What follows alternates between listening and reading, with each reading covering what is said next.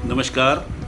आपका बहुत बहुत स्वागत है महिलाओं की सबसे ज़्यादा प्रतिष्ठित पत्रिका गृहलक्ष्मी के फेसबुक सेशन में मेरे साथ जुड़ने के लिए। मैं हमेशा परिवार की बात करता हूँ, रिश्तों की बात करता हूँ, खुशियों की बात करता हूँ, सफलता की बात करता हूँ, जीवन में जीने के पूरे आनंद की बात करता हूँ।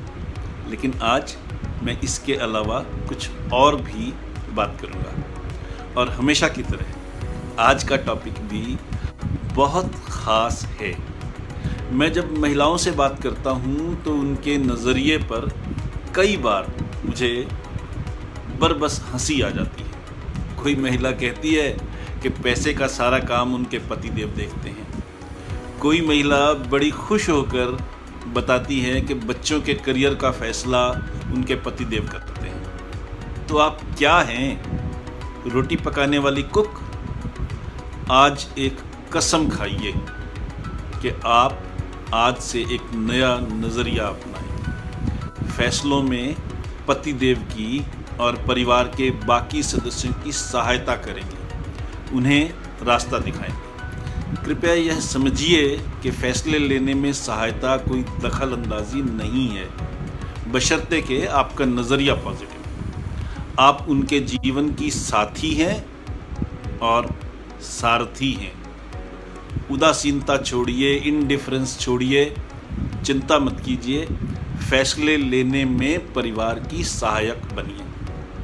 इससे फ़ायदा होगा और बहुत फ़ायदा होगा, आपको भी, परिवार को भी। इसके साथ ही ये भी ज़रूरी है कि आपको ये पता हो कि फ़ैसला लेने की भी एक टेक्निक है, एक निश्चित साइंटिफिक टेक्निक है। इस टेक्निक का पता हो तो ज़्यादातर फैसले सही होते हैं। टेक्निक का पता न हो तो आप राम भरोसे रहती हैं। इसलिए आज हम इसी खास टेक्निक की बात करेंगे और डिटेल में बात करेंगे, ताकि आपके जीवन में, आपके परिवार के जीवन में खुशियों का सिलसिला बना रहे, किसी गलत फैसले का नुकसान ना उठाना पड़े, झंझट में ना फंसना पड़े। तो आइए आज हम इसी की बात करते हैं। हमारा आज का टॉपिक है फैसले की घड़ी। मैं हूं पीके खुराना। मैं एक integrated success and happiness coach हूं, यानी मैं यह ट्रेनिंग देता हूं कि हम सफल कैसे हों और सफलता के साथ साथ सच्ची खुशी कैसे हासिल करें। Holistic success coupled with genuine happiness, या यूं कहिए कि सक्सेस ड्रिवन बाय हैप्पीनेस। और इस प्रोसेस में मैं दिल से, दिमाग से, आत्मा से कूड़ा चुन लेता हूँ। I am the rag picker of the soul. जीवन के अलग अलग मौक़ों में हम कोई ना कोई फ़ैसला लेते हैं। कोई फ़ैसला फ़ायदेमंद सिद्ध हो जाता है, कोई फ़ैसला हमें सालों साल तंग करता है, कोई फ़ैसला इतना रिवॉल्यूशनरी होता है कि हमारा जीवन ही बदल जाता है। हर कोई चाहता है कि उसका हर फ़ैसला सही हो और उसे खुशी, सफलता और समृद्धि की ओर ले जाए। लेकिन हर बार ऐसा कहाँ होता है? हमारे बहुत से फैसले हमारा बहुत बड़ा नुकसान कर देते हैं। कभी कभार तो कुछ फैसले जीवन की फांस बन जाते हैं। हम कैसे सुनिश्चित करें कि हमारा हर फैसला लाभदायक ही हो, या कम से कम ज़्यादा फैसले हमारे लिए लाभदायक हो? क्या इसकी कोई टेक्निक है? क्या कोई प्रोसेस है, प्रक्रिया है, तरीका है जो हमें सही फैसले तक पहुंचने में मदद कर सके? इंटरनेशनली नोन लेखिका हैं, ऑथर हैं सूजी वेल्च। उनकी एक बुक है, किताब है 10-10-10, 10-10-10। उस बुक में एक मंत्र दिया है उन्होंने, मैं उसका जिक्र पहले करूंगा, फिर आगे भी बात करेंगे। ये मंत्र 10-10-10 हमारा मार्गदर्शन करता है, हमें रास्ता दिखाता है। उसमें बहुत सरल और साधारण शब्दों में हमारी इस उलझन का हल सुझाया है। सूजी वेल्च का कहना है कि हम अपने हर फैसले को 10-10 10 के पैमाने पर परखें। इसका मतलब क्या है? इसका मतलब ये है कि जो फैसला हम कर रहे हैं उसका हमारे जीवन पर 10 दिन के बाद क्या असर होगा, 10 महीने के बाद क्या असर होगा और 10 साल के बाद क्या असर होगा। अगर हम ये विजुअलाइज करें कि इसके कॉन्सिक्वेंसेस क्या हैं, परिणाम क्या हैं इस फैसले के जो हम आज ले रहे हैं, 10 महीने बाद क्या होंगे, 10 दिन बाद क्या होंगे, 10 साल बाद क्या होंगे, अगर हम विजुअलाइज कर सकें, ईमानदारी से करें, एनालाइज करें, तो हमारा फैसला सही होने के चांसेस बहुत ज़्यादा है। अगर हम इस पैरामीटर पर अपने फैसलों को तोलेंगे तो हमें उनकी असलियत का पता चल जाएगा कि हमारे लिए, हमारे परिवार के लिए, हमारी कंपनी के लिए, हमारे समाज के लिए और हमारे देश के लिए लाभदायक हैं या नहीं हैं। इस तरह हमें ये समझने में हेल्प मिलती है कि हमारा फैसला समाज के पैरामीटर्स के मुताबिक है या नहीं है, क्या ये लंबे समय के बाद भी हमारे लिए फ़ायदेमंद रहेगा, हितकारी रहेगा या नहीं रहेगा। अगर हमें जवाब हाँ में मिल रहा है तो फैसला लेने में हिचक मत कीजिए, फिर तो ठीक है। फैसला लेने की एक और भी टेक्निक है जो हमारे लिए बहुत लाभदायक हो सकती है। बहुत से लोग डायरी लिखते हैं, ब्लॉग लिखते हैं, संस्मरण लिखते हैं। साइकोलॉजिस्ट्स और आध्यात्मिक लोग हमें सिखाते हैं कि रात को सोने से पहले अगर हम दिन भर की घटनाओं को याद कर लें, मन की आंखों से सारे दिन की घटनाओं को पिक्चर की तरह देखें, तो फ्यूचर के लिए हमें उनसे सीख मिल सकती है। इस प्रोसेस को अगर हम साइंटिफिक तरीके से और ज़्यादा डिटेल में अपनाएं तो ये हमारे जीवन में बहुत लाभदायक सिद्ध हो सकता है। हमारा ब्रेन एक सुपर कंप्यूटर है, लेकिन इसकी एक बहुत बड़ी खासियत ये भी है कि ये गैर ज़रूरी बातों को दिमाग से रब ऑफ कर देता है, मिटा देता है, या फिर उसको किसी ऐसे पोर्शन में संभाल देता है जहाँ से कभी किसी कारण से अचानक निकले तो निकले, हम कॉन्शियसली कई बार उसको रिकॉल नहीं कर सकते। तो कॉन्शियस माइंड को पता भी नहीं होता कि सब कॉन्शियस माइंड ने उसको कहाँ रखा है, इसलिए कई बार हम इस याददाश्त का फ़ायदा नहीं ले पाते। इससे बचने का तरीका ये है जो मैंने पहले कहा कि दिन भर जो कुछ गुजरा उसको रिव्यू करें अपने माइंड में और उसको पूरी डिटेल में, मैक्सिमम पॉसिबल डिटेल में लिख लें। जो ब्रेन में होता है चीज़ों को भूल जाने वाला फीचर, उससे दिमाग में सफाई चलती रहती है ताकि क्लटर ना हो जाए। लेकिन उसका कई बार नुकसान ये भी होता है कि बहुत सी काम की बातें भी हम भूल जाते हैं जिनको हम याद नहीं रख पाते या हम उनको इग्नोर कर देते हैं। तो चाहे आप इसको खूबी कह लीजिए ब्रेन की, चाहे आप इसको खामी कह लीजिए, पर अपने ब्रेन की इसी फीचर के कारण हम बहुत से गलत फैसलों से जो हमने किए हैं या किसी और ने किए हैं और हमें पता है, हम उसकी विटनेस हैं, हम उससे सीख नहीं ले पाते, उसका फ़ायदा नहीं उठा पाते, उसको लेवरेज नहीं कर पाते। तो अगर हम अपने ब्रेन के इस फीचर का इलाज कर लें तो हमारी समस्याओं का हल हो जाता है। ये बड़ा छोटा सा गुरु मंत्र है, इसको अब आगे मैं डिटेल में खुलासा करूँगा। अगर हम ये इंश्योर कर लें कि जो कुछ दिन भर में गुजरा उसे हम ना भूलें तो हम उससे फ़ायदा उठा सकते हैं, ज़रूरत पड़ने पर उसको रेफ़र कर सकते हैं और फिर सही फैसले ले सकते हैं। उससे हमारी ज़िंदगी खुशहाल हो जाएगी। ये टेक्निक थोड़ी सी लंबी है, मेहनत वाली भी है, टाइम कंज्यूमिंग भी है, पर ज़िंदगी के फ़ैसले अगर सही हो जाएं तो बाकी सारी चीज़ें ऑटोमेटिकली कंपनसेट हो जाती हैं। तो तरीका क्या है? तरीका ये है कि किसी भी डिसीज़न पर पहुंचने से पहले हम ये देखें कि उस डिसीज़न के कितने सारे पॉसिबल और वेरिएंट्स हो सकते हैं, कितने और तरह के डिसीज़न पॉसिबल हो सकते हैं, हाँ में, ना में, हाँ और ना के मिक्सचर में, किसी और तरीके से क्या क्या चीज़ें पॉसिबल हैं, क्या सब्स्टिट्यूट्स हैं, क्या विकल्प हैं। अगर हम ये देख लें, फिर उन विकल्पों को सबको, सब्स्टिट्यूट्स जितने भी फैसले के नज़र आए उनको सबको लिख लें, अलग अलग लिख लें, और फिर एक एक फैसले के साथ ये देखें कि उसके प्रॉस क्या हैं, कॉन्स क्या हैं, उससे फ़ायदा क्या है, नुकसान क्या है। आज हम उस फैसले को लेंगे तो क्या फ़ायदा होगा, 10 महीने बाद क्या फ़ायदा होगा, 10 साल बाद क्या फ़ायदा होगा, आज उससे नुकसान क्या होगा, 10 महीने बाद नुकसान क्या होगा, 10 साल बाद क्या नुकसान होगा। इस तरह से अगर हम प्रॉस कॉन्स को एक एक सब्स्टिट्यूट के, एक एक विकल्प के प्रॉस कॉन्स लिख लें और उनको एनालाइज करें तो 2 फ़ायदे होंगे। नंबर 1, एक तो हमारा दिमाग खुल जाएगा।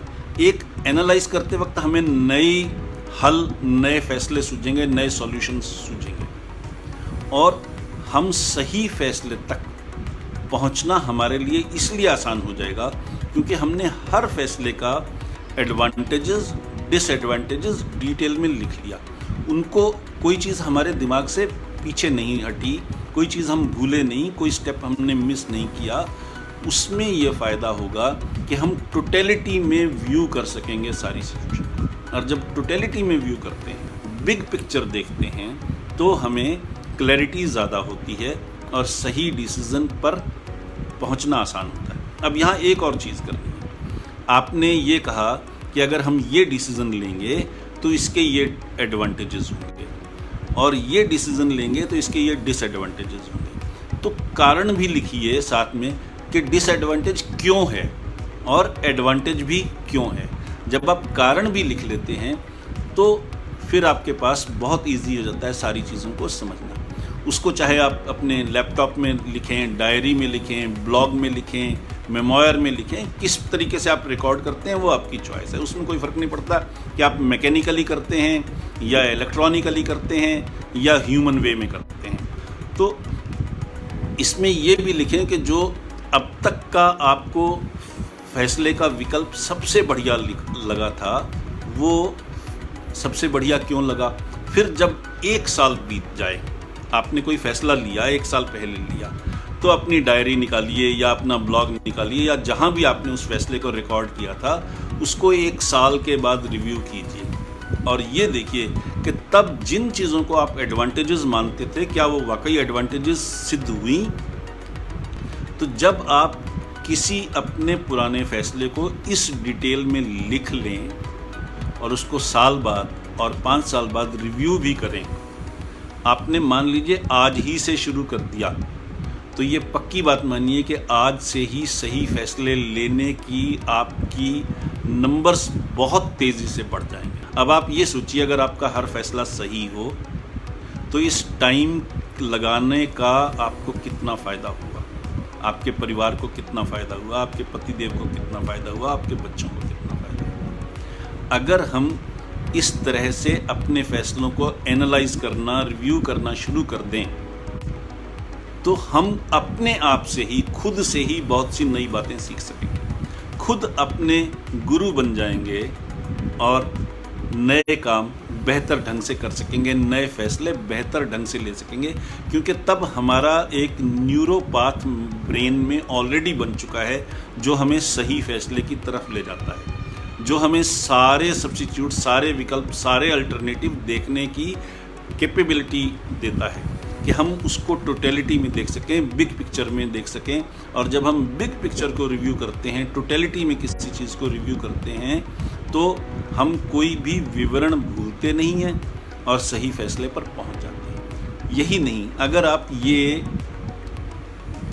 टेक्निक अपने बच्चों के साथ शेयर करें, अपने हस्बैंड के साथ शेयर करें, उनका प्रोफेशनल लाइफ और उनका ओवरऑल लाइफ, उनकी क्वालिटी में बहुत ज़्यादा फ़र्क आ जाएगा, बहुत ज़्यादा फ़ायदेमंद होगा। उनकी उलझनें ख़त्म हो जाएंगी, चिंताएं ख़त्म हो जाएंगी और उनको अपने आप को प्रोफेशनली कॉन्फिडेंस के साथ आगे बढ़ाना ज़्यादा आसान हो जाएगा। अब हमें एक और बात को समझना है, यहाँ पे किसी भी फैसले को सही माने जाने के 4 पिलर्स हैं। वो 4 पिलर बड़े इम्पॉर्टेंट हैं, उनको भी समझना साथ में ज़रूरी। पहला पिलर तो ये है कि वो फैसला हमें और हमारे परिवार को प्रोग्रेस की तरफ ले जाए, उन्नति की तरफ ले जाए। दूसरा, वो हमारे परिवार के लिए और हमारे लिए परमानेंट खुशियाँ लाए, प्लीज़ इस बात को नोट कीजिए, मैं कह रहा हूँ परमानेंट खुशियाँ लाए, टेम्परेरी खुशियाँ नहीं। टेम्परेरी खुशियों का मतलब ये है कि आप आज अमीर हो गए, आज साधन संपन्न हो गए, आज आपको सुख मिलना शुरू हो गया, आज पैसे ज़्यादा हो गए, लेकिन कल राजकुंद्रा बन गए, जेल चले गए।